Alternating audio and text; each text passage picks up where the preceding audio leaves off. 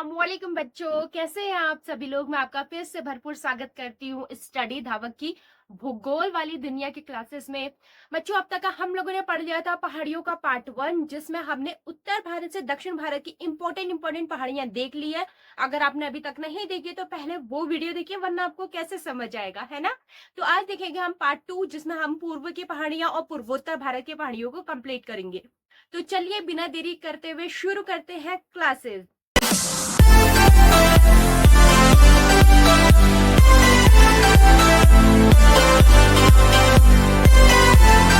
दोस्तों, मैं क्लासेस तो स्टार्ट कर दूंगी, लेकिन सबसे पहले आपको एक काम करना है। मैं 5 सेकंड तक रुक रही हूँ, जल्दी से ये रेड कलर का सब्सक्राइब बटन दबा दीजिए। मैं जानती हूँ आप लोग लास्ट में जल्दी जल्दी की वजह से भूल जाते हैं और फिर क्लास एंड करके चले जाते हैं, लेकिन आज आपको सबसे पहले क्लास में क्या करना है, इस बटन को ऑन, जल्दी से सब्सक्राइब बटन दबा दीजिए, जल्दी करिए। और उसके बगल में जो बेल आइकन है वो भी दबा देना। मैं 5 सेकंड के लिए रुक रही हूँ। सबसे पहले सारे बच्चे सब्सक्राइब बटन दबाइए।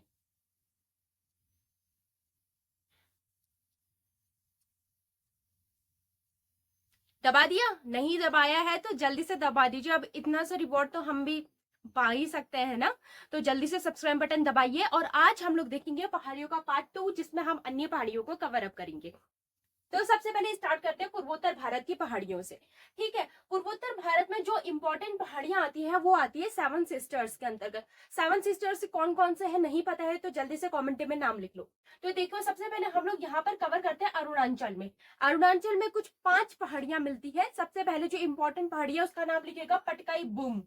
पहली है पटकाई बूम। पहली पहाड़ी का नाम है पटकाई बूम। फिर अन्य 4 पहाड़ियों को हमने एक शॉर्ट फॉर्म में नेम दिया है, जिसे आप याद कर सकते हो DM am. DM am, DM am मतलब डीएम मतलब आप समझ लो जो आप बनना चाहते हो डिस्ट्रिक्ट मजिस्ट्रेट। एएम मतलब डीएम को अपने काम के लिए सुबह मॉर्निंग में जल्दी उठना पड़ता है। डीएम लोग कब जाते हैं office? Early in the morning जाते हैं ना, मतलब 9-10 बजे मॉर्निंग में ही जाते हैं। तो डीएम एएम इस तरीके से याद करना। डी से है आपकी डाफला। ए से आपकी अबोर, सॉरी एम से आपकी मिशमी। फिर ए से आपकी अबोर। रुको, यहाँ पे मिशमी नहीं, यहाँ पे मीरी कर लो। मीरी याद करने में आसान रहेगा। डाफना, मीरी, यह है अबोर, फिर है मिशमी। ये 4 पहाड़ियां आपकी मिलती है पूर्वोत्तर भारत के सबसे फर्स्ट राज्य जो की है अरुणाचल प्रदेश में। डाफला, मिरी, अबोर, मिशमी। डाफला, मिरी, अबोर, मिशमी। पटकाई बूम, डाफला, मिरी, अबोर, मिशमी। पटकाई बूम मेरे साथ रिपीट करिए तभी याद होगा आपको। पटकाई बूम, डाफला, मिरी, अबोर, मिशमी। पटकाई बूम, डाफला, मिरी, अबोर, मिशमी। अब चलते नेक्स्ट राज्य में जहां इंपॉर्टेंट पहाड़ियां मिलती है। देखिए, इस तरफ को मिलती है नागालैंड में नागा पहाड़ियां। यहाँ पर मिलती है नागा पहाड़ियां। ठीक है, यहाँ पर कौन सी पहाड़ियां मिलती है? नागा पहाड़ियां। यहाँ पे मिलती है नागा पहाड़ियां, और उसके नीचे मिलती है मीजो पहाड़ियां। मीजो। फिर उसके बाद जो है ना, उनके राज्य के नाम पर पड़ेंगी। नागा पहाड़ियां, मीजो पहाड़ियां, त्रिपुरा की पहाड़ियां। फिर ये इस साइड ऐसे करके स्टार्ट होगी। ठीक है, तो यहाँ पर से क्या आएगी? पटकाई, नागा, मीजो और त्रिपुरा। और ऊपर यहाँ कौन सी? डाफना, मिरी, अबोर, मिशमी। और फिर जो 3 इंपॉर्टेंट पहाड़ियां मिलती है मेघालय में, इस इलाके में 3 इंपॉर्टेंट पहाड़ियां मिलती है। आप लोग उनके बारे में जानते भी होंगे। गारो, खासी और जयंतिया। ये पहाड़ियों के नाम वहां की 3 फेमस ट्राइब के नाम पर रखी गई है। यहाँ पर ये 3 जनजातियां, 3 ट्राइब्स रहती हैं, गारो, खासी, जयंतिया। इन्हीं के नाम पर यहाँ के पहाड़ियों के नाम भी रख दिए गए हैं, गारो, खासी, जयंतिया। सबसे ज्यादा वर्षा इन्हीं इलाके में भी होती है। ठीक है, तो आपको ये याद रखना है। अरुणाचल प्रदेश में ये पहाड़ियां, फिर नागा पहाड़ियां, मिजो पहाड़ियां, गारो, खासी, जयंतिया कहाँ आती है? आपकी मेघालय में आती है। ठीक है, इतना आपको याद रखना है। अब देखिए, अब हम चलते हैं इस इलाके में, इस तरफ को, पूर्व की तरफ। अभी तक हमने दक्षिण भारत के मेन पार्ट मतलब मध्य वाली पहाड़ियां और कुछ जो उनका फैलाव पश्चिम में है, तो पश्चिम की पहाड़ियां देख ली थी। आज हम देखेंगे पूर्व की पहाड़ियां। तो पूर्व की पहाड़ियां में सबसे ऊपर से चलते हैं। सबसे पहले यहां से आती है आपकी नल्ला मलाई। पहली है नल्ला मलाई। नल्ला मलाई। फिर सेकंड है पालकोंडा। पालकोंडा। फिर है वेलकोंडा।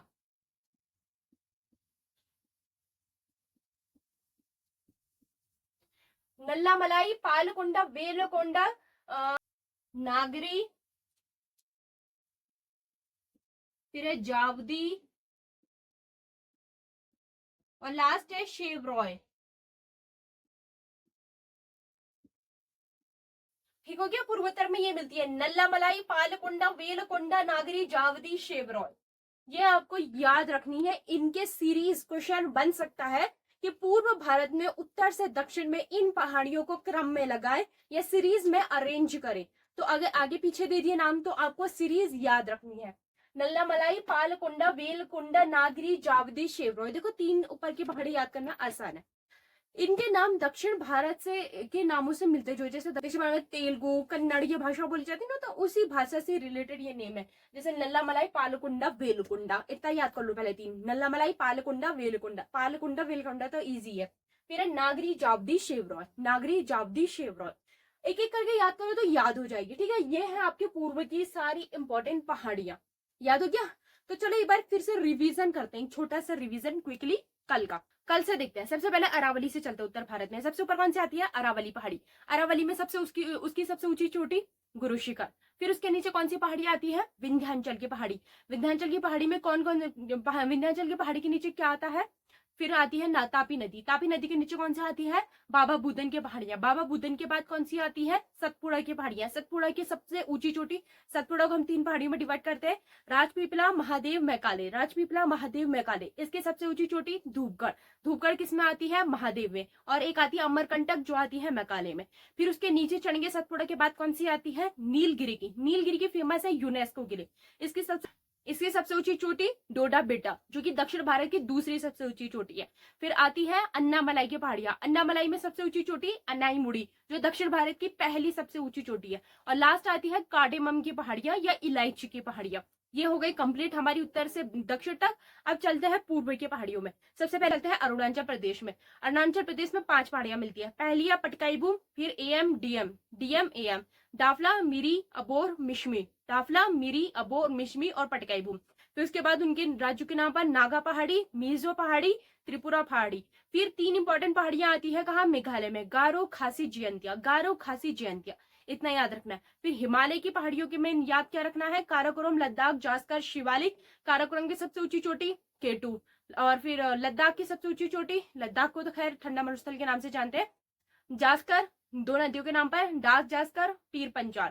फिर उसके बाद मैंने नेपाल में कुछ हिमालय की स्टडी बताई थी आपको, धौलाधर, अगर आपको याद है, धौलागिरी, अन्नपूर्णा, मनसालू, मकालू, एवरेस्ट, कंचनजंगा। ये सारी आपको याद करनी है एक एक करके। ठीक है, टफ लगता है? टफ नहीं है, आराम से याद करोगे एक एक करके, आराम से इजिली याद हो जाती है। एक दिन में एक कोई पार्ट उठा लो, किसी राज्य का एक पार्ट उठा लो, वहां की पहाड़ियां याद कर डालो, बहुत इजी है, आराम से हो जाती है। ठीक है, तो ये कंप्लीट होती है आपकी पहाड़ियां। अब हम लोग देखते हैं कुछ घाट। इन पहाड़ियों के बीच में ना घाट होते हैं। सबसे पहले इंपॉर्टेंट घाट देखते हैं, पूरब घाट और पश्चिमी घाट। तो चलिए घाटों को देखते हैं। ये अब हम लोग देख लेते हैं घाट। हमारे देश में 2 इंपॉर्टेंट घाट मिलते हैं जो बहुत ज्यादा इंपॉर्टेंट है। एक मिलता है दक्षिण भारत के पश्चिमी इलाके में, एक मिलता है दक्षिण भारत के पूर्वी इलाके में। इनको उनके नाम के आधार पर दिया जाता है। पश्चिम में है इसलिए से हम लोग कहते हैं पश्चिमी घाट, और यहाँ से पूर्व में होने की वजह से इसे हम लोग कहते हैं पूर्वी घाट। जल्दी से ये लिख लीजिएगा, पश्चिमी घाट, पूर्वी घाट। सबसे पहले पढ़ते हैं हम लोग पश्चिमी घाट को। पश्चिमी घाट की कुछ खासियत है। पश्चिमी घाट दक्षिण भारत की दीवार कही जाती है। जैसे चाइना की वॉल है ना, वैसे ही दक्षिण भारत की एक वॉल है जो प्रकृति से ने बनाई है, जो प्राकृतिक रूप से बनी है। चाइना की वॉल तो आदमियों ने बनाई, कृत्रिम तरीके से बनी है, लेकिन हमारे भारत में ये वॉल प्राकृतिक रूप से बनी है। मतलब पहाड़ों की इतनी लंबी श्रृंखला, मतलब यहाँ से लेकर यहाँ तक पूरे पहाड़ है, एक साथ पहाड़ों की श्रृंखला। ऐसा लगता है जैसे बहुत बड़ी कगारनुमा दीवार है। अब ऐसे समझ लो, देखो यहाँ पे पूरे पहाड़ी पहाड़ है, ऐसे पूरी पहाड़ पहाड़ पहाड़ पहाड़ करके पूरे दक्षिण भारत तक पहाड़ों की एक सीरीज जाती है, उत्तर से दक्षिण तक का। इसे कहते हैं हम लोग पश्चिमी घाट। सब नंबर 1 इसका पॉइंट, पश्चिमी घाट एक कगारनुमा दीवार के भांति है। पहला पॉइंट कगारनुमा है, कगारनुमा दीवार। पहला पॉइंट कगारनुमा दीवार। क्या है इसका पहला पॉइंट? पश्चिमी घाट कगारनुमा दीवार है। नंबर 2, ये बहुत ज्यादा लंबा है, सबसे लंबा, मतलब दक्षिण भारत की लंबी श्रृंखला, सबसे लंबी। अगर हम लोग बात करें सबसे ऊंचे तो वो हिमालय है, और सबसे लंबे की बात करें तो वो पश्चिमी घाट है, सबसे लंबा। नंबर थ्री, नंबर थ्री लिखना है, ये अफ्रीकी भूखंड से टूटा हुआ है। किससे टूटा है? अफ्रीकी भूखंड से।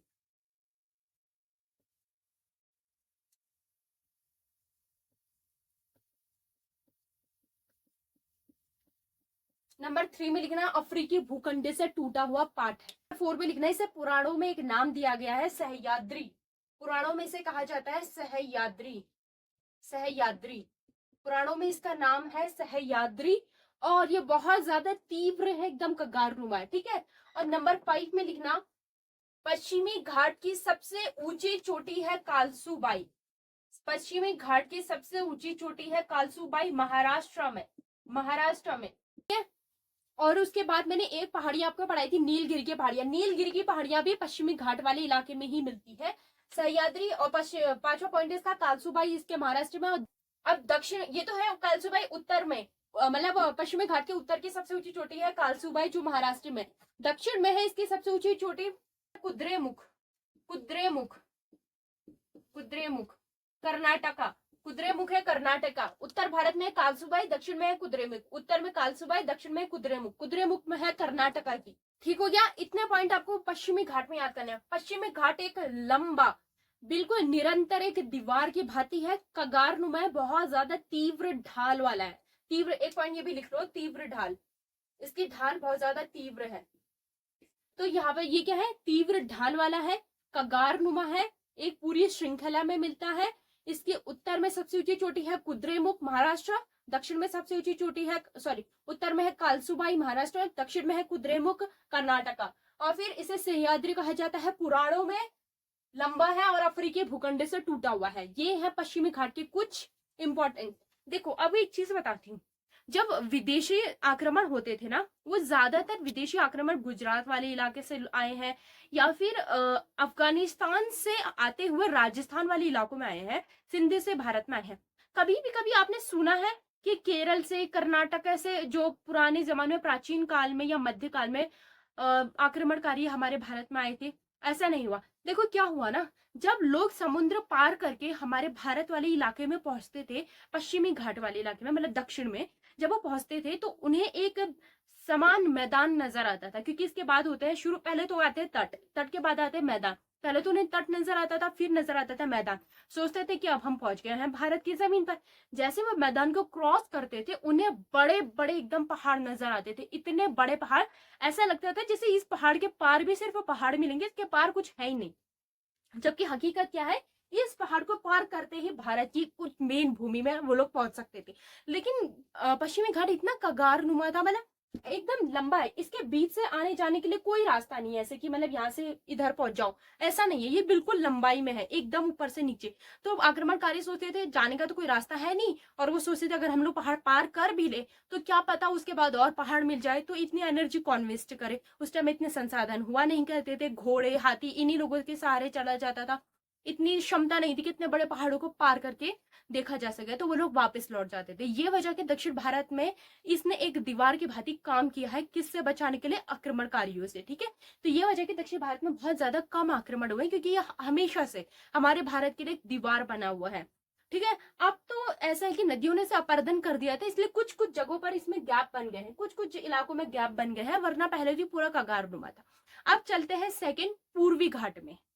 जहां पश्चिमी घाट एक कगारनुमा और तीव्र ढाल वाला है, वहीं पूर्वी घाट कटा फटा है। यहाँ पे लिखिएगा पूर्वी घाट। अब अगला आता है आपका पूर्वी घाट। पहला पॉइंट, जहां पश्चिमी घाट पूरा एक कगारनुमा, यहाँ पर ये ऐसे है, यहाँ पे पहाड़ है, यहाँ पे पहाड़ है, फिर यहाँ पे पूरा कटा फटा पहाड़ होगा, ठीक है। फिर ऐसे है, फिर ये कटा फटा, फिर रास्ता है, फिर ऐसे है, फिर बीच में बड़ा रास्ता होगा, फिर ये ऐसे कटे फटे पहाड़ है। मतलब बहुत ज्यादा छोटे छोटे पहाड़, इनकी हाइट भी छोटी है, इनकी श्रृंखला भी नहीं है, ये बीच में इनके बहुत ज्यादा गैप है, कोई भी आर से पार जा सकता है, बहुत ज्यादा गैप है। मतलब पहले यहाँ कगारनुमा होंगे, यहाँ भी ऐसे कगारनुमा पहाड़ थे, लेकिन बाद में नदियों ने इतना अपरदन करा, इतना अपरदन करा कि इन पहाड़ों को काट काट के छोटा कर दिया, पूरा रास्ता बन गया। अब दो पहाड़ों के बीच से बहुत बड़े बड़े गैप होते हैं, ठीक है। जैसे ये पहाड़ है, देखो ये एक पहाड़ है, फिर बहुत लंबा गैप, फिर ये पहाड़ है, फिर गैप, इस टाइप से है, तो इसे कहते हैं हम लोग कटा फटा। तो पूर्वी घाट कैसा है, कटा फटा। दूसरा लिखना है लंबाई और ऊंचाई कम, लंबाई और ऊंचाई कम, लंबाई और ऊंचाई बहुत ज्यादा कम है, ठीक है। यहाँ पे मतलब अब लंबाई ऊंचाई तो होगी क्योंकि उसे काट रहे हैं, तो लंबाई ऊंचाई तो कम होगी, ठीक है। तो ये है। और तीसरा लिखना घाट से छोटा है, पश्चिमी घाट के मुकाबले मतलब चौड़ाई कम है, ऐसा समझ लीजिए, कम चौड़ा है, चौड़ाई इसकी कम है, पश्चिमी घाट के मुताबिक इसकी चौड़ाई कम है पूर्वी घाट की, ठीक। यहाँ पर जो मैंने आपको कुछ पहाड़ियों के नाम लिखाए थे ना, नागरी, जावदी, शेव रॉय, पंचमलाई, ये सारी पहाड़ियां इन की ही है, मतलब पूर्वी घाट की ही जितने पूर्वी घाट में ये पहाड़ आते हैं ना, इन्हीं के नाम पर है वो पहाड़ियों के नाम। यानी कि जो ये पहाड़ है ना, यही है वो शेवरॉय, पंचमलाई, नल्लामला, पालकुंडा, वीलकुंडा, यही है वो सब पूर्वी घाट के इलाके की पहाड़ियां है, ठीक है। इतना समझ गए। बस पूर्वी घाट में ज्यादा कुछ याद नहीं रखना है, पश्चिमी घाट इंपॉर्टेंट था, पूर्वी घाट।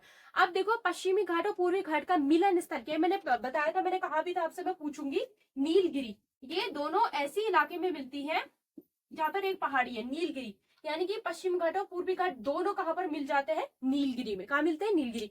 एक तरफ से पश्चिमी घाट की पहाड़ी आ रही है, एक तरफ से पूर्वी घाट की पहाड़ी आ रही है, बीच में है नीलगिरी की पहाड़ियां, दोनों कहां मिल जाती है, नीलगिरी की पहाड़ी में। ये याद रखना है।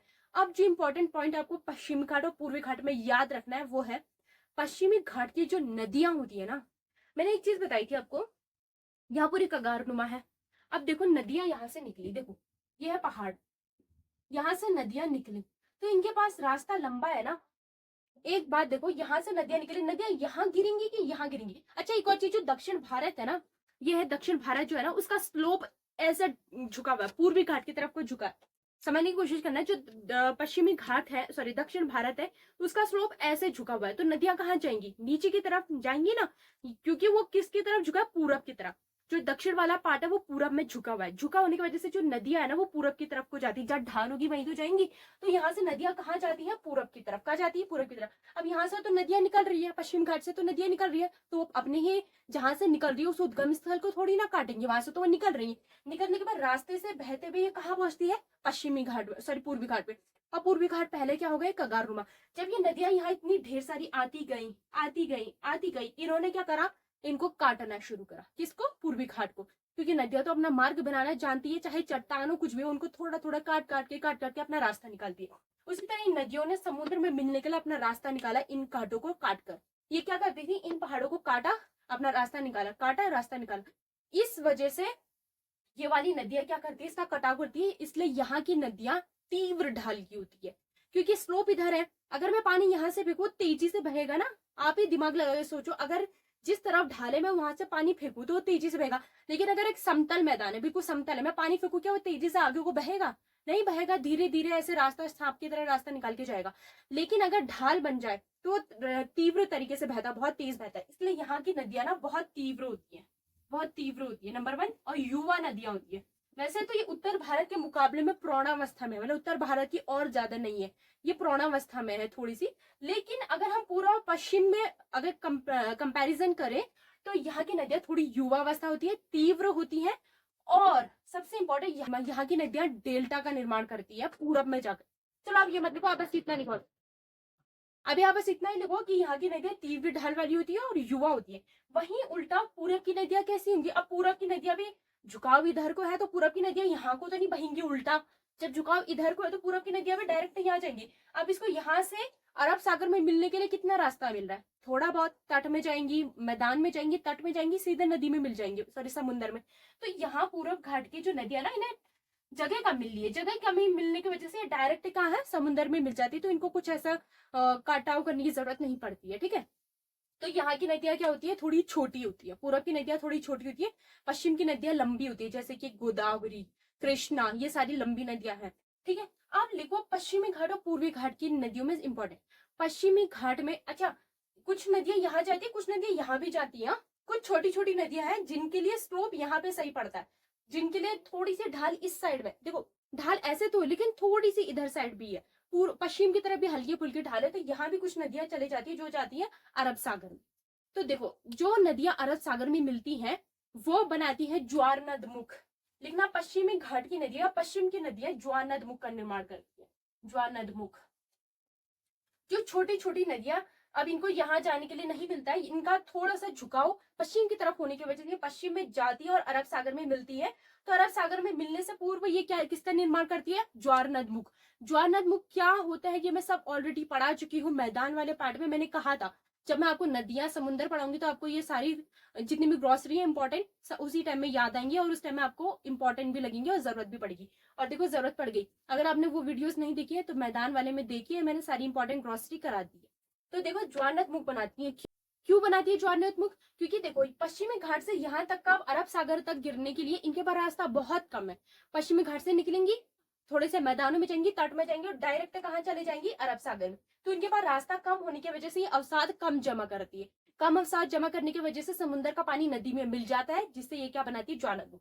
लेकिन पश्चिमी घाट की नदियां जो पूरब में जा रही है, पूरब में जा रही है, तो पूर्व में ये लंबा रास्ता तय करती हुई जाती है और दूसरा ये बहुत ज्यादा पूर्वी घाट को काटती है। तो काटने की वजह से इनके पास सेंडिमेंट्स अवसाद ढेर सारे जमा हो जाते हैं। एक तो लंबा रास्ता तय करके आती है, वहां से अलग अवसाद लाएगी, फिर पूर्वी घाट को काट रही है, उससे अलग अवसाद मिलेंगे। इसकी वजह से इसका लेवल बहुत ज्यादा बढ़ जाता है, जमीन का लेवल बढ़ जाता है और पूर्वी घाट की नदियां बनाती हैं आपका डेल्टा।